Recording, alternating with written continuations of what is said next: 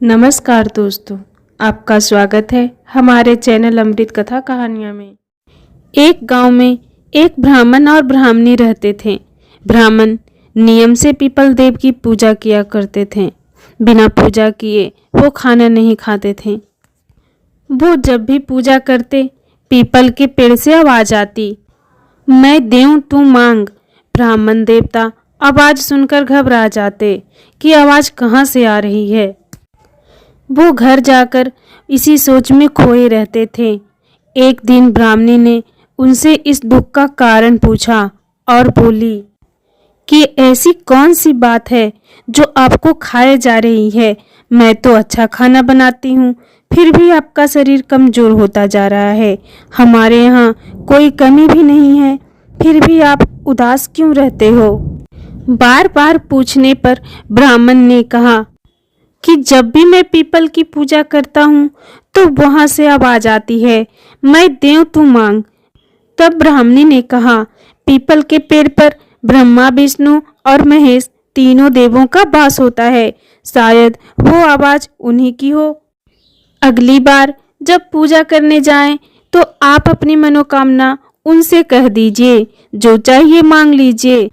तब ब्राह्मण ने कहा, क्या मांगूं। ब्राह्मणी ने कहा, आप उनसे कहना 16 साल की काया दे, 1000 साल की माया दे, पोते पोतियों का परिवार दे और सारा सुख दे। ब्राह्मण देव ने वही किया।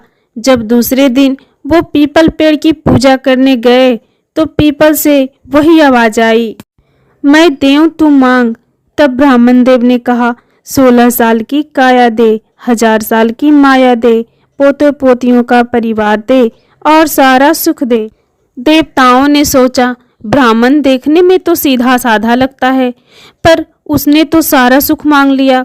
देवताओं ने ब्राह्मण से कहा कि जो सब तुमने मांगा है वो सब मिल जाएगा। फिर ब्राह्मण देव पूजा करके घर को चल दिए।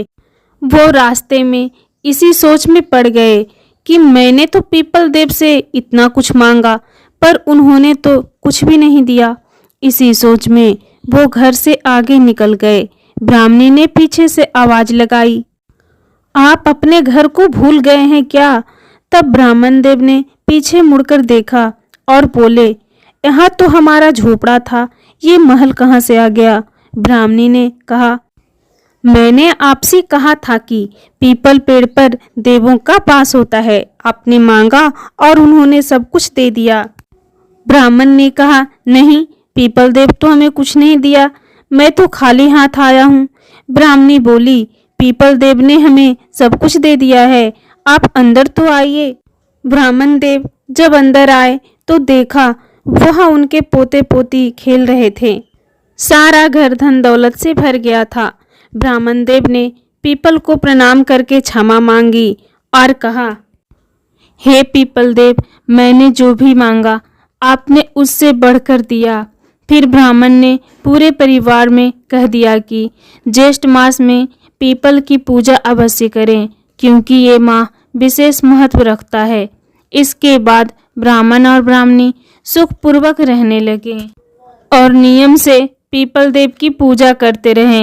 हे पीपल देव, आपने जैसे ब्राह्मण ब्राह्मणी पर कृपा की, वैसे ही सब पर कृपा करते रहना। अगर आपको ये कहानी पसंद आए तो वीडियो को लाइक कीजिए, शेयर कीजिए और अभी तक आपने हमारे चैनल को सब्सक्राइब नहीं किया है तो सब्सक्राइब जरूर कर लीजिए। धन्यवाद। कमलेश के पास काफी सालों से एक गौरा नाम की गाय थी, जिसने उसकी गरीबी में काफी ही साथ दिया। जब कमलेश गरीब था तब गौरा ने उसे बाल्टी भर भर के दोनों वक्त दूध दिया, जिसे बेचकर कमलेश अब काफी अमीर हो चुका था। लेकिन अब वक्त ऐसा आ गया था कि गौरा अब काफी ही बूढ़ी हो चुकी थी, तो अब वो ना ही दूध दे सकती थी और ना ही बच्चे। लेकिन गौरा की ये दो बेटियां कोमल और सोनल अपनी माँ का फर्ज निभाते हुए कमलेश को काफी अच्छा खासा दूध देती थी, जिससे कमलेश अभी भी अपना व्यापार अच्छे से चला पा रहा था। मेरी प्यारी बच्चियों, मुझे तुम पर गर्व है कि तुम मालिक को अभी भी अच्छा खासा दूध देती हो। मैं तो अब बूढ़ी हो चुकी हूँ, मुझे तो मालिक अब ऐसे ही ढो रहे हैं। ना तो मैं दूध दे सकती हूँ, ना ही बच्चे। मैं तो मालिक पर अब बोझ बन चुकी हूँ। ऐसा क्यों कर रहे हो माँ? आपने जो गरीबी में मालिक के लिए किया है वो हम दोनों मिलकर भी नहीं कर सकते। आप मालिक के लिए कभी भी बोझ नहीं बन सकती।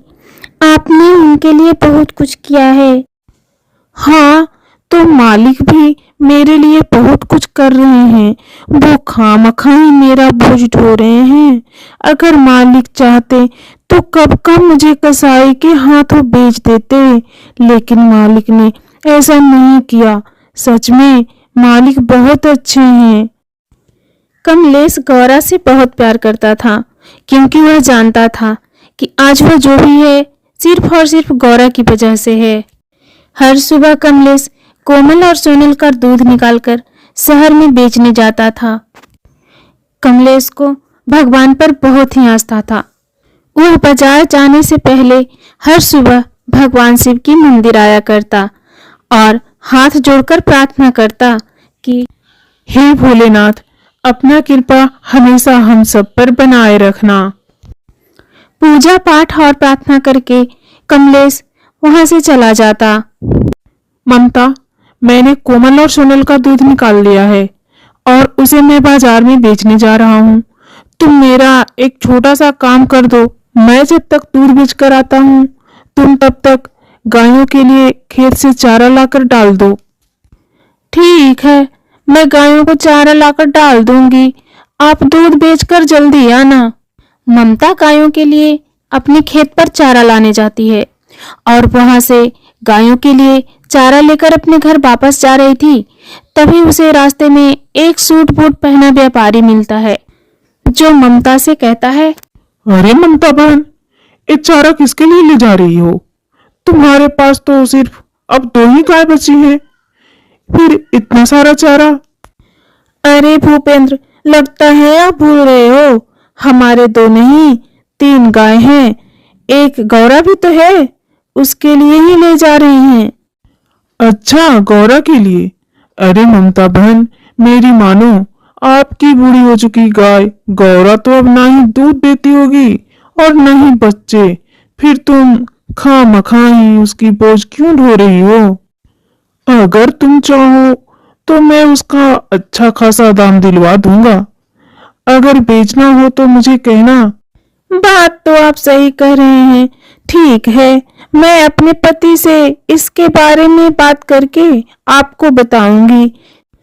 फिर ममता अपने घर आ जाती है। घर जाकर वहां अपने पति से गौरा को बेचने की बात करती है।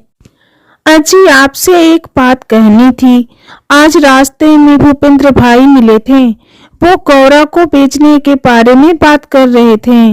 बोल रहे थे कि गौरा की अच्छी खासी दाम दिलवा देंगे। आपका इसके बारे में क्या विचार है? वैसे भी गौरा तो अब दूध देती नहीं है, खाम पर बोझ बनी हुई है। ममता, तुम्हारी इस बात को सुनकर बहुत ही दुख हुआ मुझे, और मुझे ये कहते हुए भी बहुत ही शर्म आ रही है कि तुम मेरी पत्नी हो। तुमने आखिर गौरा को बेचने की सोचा भी कैसे? जब गौरा जवान थी तब उसने हमारी गरीबी को दूर किया, और अब जब तुम अमीर बन गई हो तो तुम अपने मुसीबत में साथ देने वाली को भूल गई। खबरदार ममता, जो तुमने ऐसा सोचा भी, मैं गौरा को कभी नहीं बेच सकता। वह मेरे लिए लक्ष्मी है। ठीक है, अगर ऐसी बात है तो जब तक आप गौरा को बेचने के लिए राजी नहीं होंगे तब तक मैं आपसे बात नहीं करूंगी। ममता देखो, तुम मेरी बात सुनो, तुम ऐसा क्यों कर रही हो? ऐसे ही वक्त गुजरता जाता है। ममता कमलेश से बातें नहीं करती, जिस वजह से कमलेश को मजबूरन गौरा को बेचने का फैसला करना पड़ता है। पर अगले ही दिन ममता उस व्यापारी को अपने घर बुला लेती है। अरे वो देख कोमल, उसके हाथों में रस्सी है। लगता है वो कोई व्यापारी है। लग रहा है वो हम में से किसी को खरीदने आया है। नहीं नहीं मेरी बच्चियों, ऐसा नहीं हो सकता। मालिक हम में से किसी को नहीं बेच सकते। मालिक हमसे बहुत प्यार करते हैं। हाँ माँ, आप सही कह रहे हो। ऐसा ना हो तो ही सही है, वरना हम में से कोई एक भी अलग हो गया तो हम तो जी ही नहीं पाएंगे। तभी व्यापारी ममता को पैसे देता है, जिसे देखकर ममता खुश हो जाती है। लेकिन कमलेश ये सब देखकर बहुत ही दुखी था। ये कैसी औरत है जो घर की लक्ष्मी को ही बेचने में तुली हुई है। मुझे माफ कर देना गौरा, मैं ना चाहते हुए भी तुम्हें बेचने पर मजबूर हो गया हूँ। मुझे माफ कर देना। कमलेश की ये बातें सुनकर तीनों गायों को बहुत बड़ा झटका लगता है। देख लिया ना माँ, आप कहती थी ना कि मालिक आपको कभी नहीं बेचेंगे, तो मालिक ने क्या किया? आपको व्यापारी के हाथों बेच दिया। आपने गरीबी में कितना साथ दिया है उनका। अब यह व्यापारी आपको कसाई के हाथों बेच देंगे। कल को हम भी बूढ़ी हो जाएंगे तो हमें भी मालिक कसाई के हाथों बेच देंगे। सच में माँ, इंसान बहुत मतलबी होते हैं। जब उनका काम निकल जाता है तब हम जानवरों के साथ ऐसा ही करते हैं। मुझे कुछ समझ नहीं आ रहा। तुम लोगों से ज्यादा सदमा तो मुझे पहुंचा है। आखिर मालिक ऐसा क्यों कर रहे हैं? फिर वह व्यापारी गौरा को अपने घर ले जाता है और घर ले जाकर उसे खूब खिलाता पिलाता है। लेकिन गौरा तो मन ही मन ये जान रही थी कि उसे खूब खिलाकर एक दिन कसाई के हाथों बेच देगा। एक दिन गौरा व्यापारी और कसाई के बीच हो रही बात को सुन लेती है। ये लीजिए साहब आपके पैसे। मैं इस गाय को कल आकर ले जाऊंगा, ठीक है ना? ठीक है, चलता हूँ। उसी रात की बात है। कमलेश की पत्नी ममता के सपने में भगवान से बातें हैं। ममता, ओ ममता, तुम्हारी गाय गौरा कहाँ है? अरे शिव जी, आप मेरे सपने में? मैं तो धन्य हो गई। गौरा को तो मैंने कुछ समय पहले एक व्यापारी के हाथों बेच दिया। तुमने बहुत ही गलत किया। गरीबी में गौरा ने तुम्हारा कितना साथ दिया, तुम्हें अपना दूध देकर तुम्हें कितना अमीर बनाया। पर जब उसे तुम्हारी सबसे ज्यादा जरूरत थी तो बुढ़ापे के समय में तुमने उसे बेच दिया। तुम्हें पता है, उस व्यापारी ने गौरा को एक कसाई के हाथों बेच दिया है। ममता, तुम्हारे पास अभी भी समय है, गौरा को बचा लो। मुझे माफ कर दीजिए शिव जी, आपने मेरी आंखें खोल दी। मुझसे बहुत बड़ा पाप होने से बच गया। मैं कल ही गौरा को जाकर उस व्यापारी के यहाँ से ले आऊंगी। अगली सुबह होते ही ममता ने कमलेश से अपने सपने के बारे में बताया। ममता, मैंने तो पहले ही कहा था तुम ऐसा मत करो। गौरा ने हमारे लिए कितना कुछ किया था और तुमने उसे मेरे हाथों भिजवा दिया। तुमने अपने साथ साथ मुझे भी बहुत बड़ा पाप का भागीदार बना दिया। अब जल्दी चलो, हम गौरा को वापस ले आते हैं, वरना ना जाने गौरा का क्या हाल होगा। फिर वह दोनों उस व्यापारी के पास जाते हैं जिनसे उन्होंने गौरा को बेचा था। अरे भूपेंद्र जी, गौरा कहाँ है? मुझे मेरी गौरा वापस दे दीजिए। मैं आपको उसके सारे पैसे वापस दे दूंगा। मुझे मेरी गौरा को नहीं बेचना। लेकिन मैंने तो उसे कल ही एक कसाई को बेच दिया। अब मैं तो गौरा को वापस नहीं ला सकता। लेकिन अगर तुम्हें गौरा वापस चाहिए तो तुम कसाई के पास जाकर उसे वापस ले सकते हो। फिर वह दोनों जल्दी जल्दी कसाई के पास जाते हैं। अरे, आपने जो गाय कल भूपेंद्र भाई से खरीदी है, वह गाय कहाँ है? क्यों भाई, तुम्हें उस गाय से क्या मतलब? मैंने उसे खरीद लिया है। तुमने उसे खरीद लिया, उससे क्या? मैं उसे वापस खरीदना चाहता हूँ। बताओ कहाँ है मेरी गाय? तुम्हारी गाय तो मेरे पास ही है, लेकिन मैं कुछ देर बाद उसे बाजार ले जाने वाला हूँ। खबरदार, तुमने उसे कहीं भी ले जाने की बात की तो तुम्हें जितना भी पैसा चाहिए मैं तुम्हें दूंगा। तुम मेरी गौरा को मुझे वापस कर दो। ठीक है, मुझे तो पैसे से मतलब है। लेकिन उसके अब दुगने पैसे लगेंगे क्योंकि उसे चारा भी तो खिलाया है मैंने। फिर कमलेश ने कसाई को दुगने पैसे देकर गौरा को वापस अपने घर ले गया। गौरा को अपने पास देखकर कोमल और सोनल बहुत ही खुश हुए। उनके जान में जान आई। फिर कमलेश और उनकी तीनों गाय खुशी खुशी रहने लगे और कमलेश का दूध का व्यापार अच्छे से चलता रहा। फिर ऐसे ही एक दिन कमलेश और ममता ने भगवान शिव को धन्यवाद करने के लिए मंदिर गए और भगवान को धन्यवाद किया। अगर आपको ये कहानी पसंद आए तो वीडियो को लाइक कीजिए, शेयर कीजिए और अभी तक आपने हमारे चैनल को सब्सक्राइब नहीं किया है तो सब्सक्राइब जरूर कर लीजिए। धन्यवाद। शिवपुरी नामक एक गांव में एक किसान रहता था जिसका नाम था शिवा और पत्नी का नाम पारो था। शिवा का खेत बंजर पड़े थे। घर में खेती करने वाला उसके सिवा और कोई नहीं था। वृद्ध होने के कारण वो मजदूरी करता था। वो मजदूरी करके जो भी पैसे कमाता उसी से गुजारा करता। उसकी पत्नी पारो धार्मिक प्रवृत्ति की थी। जब वो रोटी बनाती तो 2 रोटी शिव पार्वती के नाम से निकालती, 2 रोटी श्री हरि विष्णु और लक्ष्मी माता के नाम से और 1 रोटी ब्रह्मा जी के नाम से निकालती और गौ माता को खिलाती थी। तभी वो खुद खाती और अपने पति शिवा को देती थी।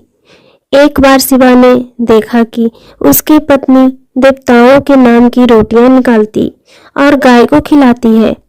तब वो अपनी पत्नी से बोला, अरे भाग्यवान, मैं बड़ी मुश्किलों से मजदूरी करके घर का इंतजाम करता हूँ और तुम आधे आटे की रोटियां वो देवी देवताओं के नाम से निकाल देती है, उनकी भोग लगाती। आधे आटे की रोटियां से हम दोनों का पेट भरता है। अरे मैं ठहरा मजदूर, इतनी कमाई कहाँ से लाऊं? ये सब तेरा व्यवहार कब तक चलेगा? अरे तू क्यों देवताओं के लिए रोटियां देती है? सुनो जी, जिन देवताओं की बदौलत हमें रोटियां मिलती है, हम उनको भोग क्यों न लगाएं? जिस दिन तुम्हें मजदूरी नहीं मिलेगी तब हमारे साथ साथ देवी देवता भी भूखे रहेंगे। तो वो भोजन की व्यवस्था करेंगे जिससे हमें और देवता दोनों को भोजन मिलेगा, आपको भी मजदूरी मिलेगी और हमारे सारे काम भगवान बनाएंगे। इसलिए सुनो जी, तुम अपना काम करो और मुझे अपना काम करने दो, इसी में हमारी भलाई है। बात तो तुम सही कह रही है। वैसे तो पारो, आज तूने मेरी आंखें खोल दी। अब मैं तुझे नहीं रोकूंगा। कभी भी तुम मेरी कमाई में से भगवान का हिस्सा जरूर निकालना। इसकी इच्छा से हमारे सारे कार्य जरूर ही सफल होंगे। अच्छा, मैं चलता हूँ अपनी मजदूरी करने। अच्छा ठीक है, और सुनो, शिव का ध्यान करते रहना, प्रभु आपकी रक्षा करे।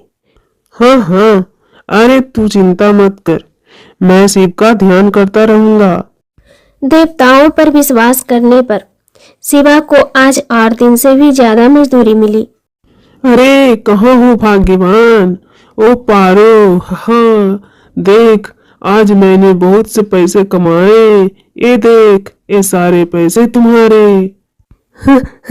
मैं तो कहती हूँ भोलेनाथ विष्णु ब्रह्मा जी की कृपा से आज की कमाई में वृद्धि हुई है। हाँ हाँ, तुम ठीक कहती हो पारो। एक काम करते हैं, इन पैसे में से जितनी हमारी जरूरत है उतनी रख लेते हैं, बचे हुए पैसों को हम मंदिर में दान कर देते हैं। अजीत, तुमने तो मेरी मुंह की बात छीन ली। मैं भी यही चाहती हूँ, हम आधा पैसा मंदिर के पुजारी को दे देते हैं। पारो और शिवा पैसे को मंदिर में दान कर देते हैं। दोनों पति पत्नी बहुत ही खुश रहते हैं। किसी तरह शिवा मजदूरी करने जाता रहा। एक दिन शिवा अचानक बीमार हो गया। डॉक्टर ने उसे 10 दिनों तक आराम करने की सलाह दी। शिवा, आपको बुखार के साथ साथ बहुत थकावट भी है। आपको 10 दिन तक आराम करना होगा। क्या 10 दिन तक आराम करना पड़ेगा। डॉक्टर साहब अब कैसे रोटी खाएंगे, भगवानों को कैसे भोग लगाएंगे, अब हमारा घर का गुजारा कैसे चलेगा। हे भोलेनाथ रक्षा करो। इधर अपने भक्त शिवा और पारो के दुख को देखकर शिव, विष्णु और ब्रह्मा जी आपस में विचार करते हैं। सुनो विष्णु और ब्रह्मदेव जी, हमारा भक्त शिवा और पारो बहुत संकट में है, हमें उनकी रक्षा करनी चाहिए। हे महादेव आज्ञा दे, हमें क्या करना चाहिए। मैं स्वयं किसान बनकर शिवा के खेत में हल चलाऊंगा। विष्णु देव आप इंद्र को आदेश देकर खेतों में बारिश करा दो और ब्रह्मदेव आप अन्नपूर्णा देवी से खेतों में अन्न की व्यवस्था कराएं, जिससे शिवा के खेतों में अच्छी फसल होगी। इस प्रकार तीनों देवताओं ने अपनी लीलाओं से चमत्कार दिखाया। बंजर खेतों में फसल लहराने लगी। इधर शिवा की ज्यादा तबीयत खराब होने से पारो दुखी होकर भोलेनाथ से प्रार्थना करते करते वहीं सो जाती है। तभी शिव जी उसके सपनों में आए और कहने लगे, देवी आंखें खोलो और अपने खेतों पर जाकर देखो, अन्न से भरे तुम्हारे खेत लहरा रहे हैं। तुम्हारे पति को अब मजदूरी करने की जरूरत नहीं पड़ेगी और साथ ही तुम्हें शीघ्र ही संतान का सुख प्राप्त होगा। इतना कहकर भोलेनाथ अंतर ध्यान हो गए। पारो ने तुरंत आंखें खोली तो देखा वहां कोई नहीं था। उसने सपने वाली बात अपने पति को कहा। शिवा और पारो अपने खेत पर जाकर देखते हैं कि बंजर खेत अन्न से भरे लहरा रहे हैं। दोनों बहुत खुश हो जाते हैं। शिवा कहता है, अरे वाह वाह, अरे वाह वाह, अरे वाह, अरे भाग्यवान, ये कैसे हुआ, ये कैसे हो गया, कैसा चमत्कार है। ये देखा तुमने, ये उन्हीं देवताओं की महिमा है जिन्हें हम भोग लगाते हैं, उनकी नाम की रोटियां निकालते हैं। तुम कहते थे देवताओं को रोटियां देने से क्या होगा। जो हमने उनके प्रति भावना रखी, भोलेनाथ ने आज वो ऋण चुका दिया है। जय भोलेनाथ, जय भोलेनाथ। हाँ हाँ चलो, हम मंदिर चलकर भगवान का आभार व्यक्त करते। दोनों पति पत्नी शिव मंदिर जाते हैं। शिव को शीश झुकाकर उनकी वंदना करते हैं। उधर भोलेनाथ अपना चमत्कार दिखाते हैं। मंदिर का एक पुजारी मासूम बच्चे को गोद में लिए कहता है, ना जाने कौन सी माँ थी जो इस बच्ची को मंदिर में छोड़ गई। अरे कोई निसंतान हो तो ये बच्चा उसे ही सौंप दूं। शिवा और पारो ने सोचा, सुनो जी, क्यों ना हम इस बच्चे को गोद ले लें। हमारे कोई संतान भी नहीं है, शायद भोलेनाथ ने महिमा दिखाई है। हाँ ठीक कहती हो। पुजारी जी, ये बच्चा हमें दे दीजिए, हमारी झोली में डाल दीजिए। हमारी संतान नहीं है, हम इस बच्चे को पालन पोषण अच्छी तरह से करेंगे। हाँ पंडित जी, ये बच्चा हमें दे दीजिए। हाँ हाँ ठीक है, ठीक है, जैसी भोलेनाथ की इच्छा। लो पुत्री, ये बच्चा मैं तुम्हें देता हूँ। आपका धन्यवाद पंडित जी, भोलेनाथ ने हमारी सुन ली, हमारी मनोकामना पूरी कर दी। जय भोलेनाथ। शिवा और पारो खुशी खुशी बच्चे को लेकर अपने घर आ गए। इस प्रकार दोनों पति पत्नी शिव, विष्णु और ब्रह्मा जी का गुणगान करने लगे और सुखी जीवन व्यतीत करने लगे। अगर आपको ये कहानी पसंद आए तो वीडियो को लाइक कीजिए और अभी तक आपने हमारे चैनल को सब्सक्राइब नहीं किया है तो सब्सक्राइब कर लीजिए।